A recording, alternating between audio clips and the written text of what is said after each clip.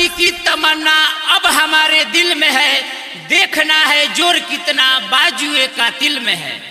Gram panchayat राज छपिया भाग 9 से मुखिया पद के प्रत्याशी राजू सिंह जी के धर्म पत्नी अनीता कुमारी बानी। तय से तरवा लोगन से हाथ जोड़ के नम्र निवेदन बा, अपन एक एक बहुमूल्य वोट दे के अपना अनीता कुमारी जी के जितावे के बा।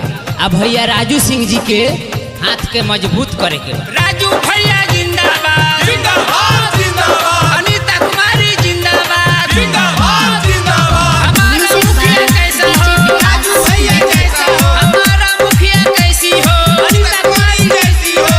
राजू भैया जिंदाबाद जिंदाबाद जिंदाबाद, अनीता कुमारी जिंदाबाद। जिंदाबाद जिंदाबाद। आइल बानी रौरे गौआ परतानी सबके पौआ, मुखिया से लड़तानी चाचा जी हमहू चुनौआ।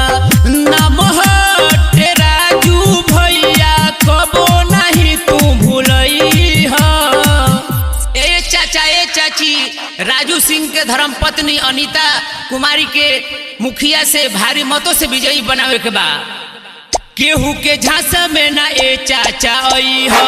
राजू भैया जिंदाबाद जिंदाबाद जिंदाबाद, अनीता कुमारी के मुखिया बनई हो। अनीता कुमारी जिंदाबाद जिंदाबाद जिंदाबाद। अरे प्यार, अरे गाँव में आइल वाला मर्द तनी ताती हो तो थुनावा लूता न मल दे, थुनावा तनी लथु न। भरी भरी आजूरी में मोतिया लूटाव हो।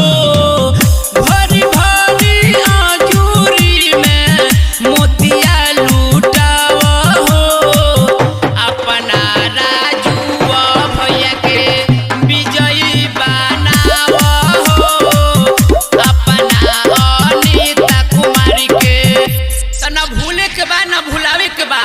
अब की बार अपना अनीता कुमारी के जितावे के बा। करी है विकास विश्वास पूरा बाटे, पूरा होई सबके सपनावा होना। ई नहीं के बाटे पंचायत में हाला, सब लोग करे गुनगानवा होना। ए भाई के नियो बा कला के काम नई के। ए चाचा को ना भूलई हो, राजू भैया के जीतई हो। ए चाचा को ना भूलई हो, राजू भैया के जीतई हो।